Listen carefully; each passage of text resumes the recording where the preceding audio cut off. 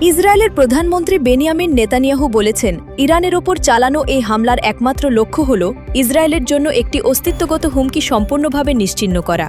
তিনি আরও বলেন, ইসরায়েল ও যুক্তরাষ্ট্রের এই যৌথ অভিযান সাহসী ইরানি জনগণের জন্য পথ প্রশস্ত করবে, যাতে তারা নিজেদের ভাগ্য নিজেদের হাতে তুলে নিতে পারে।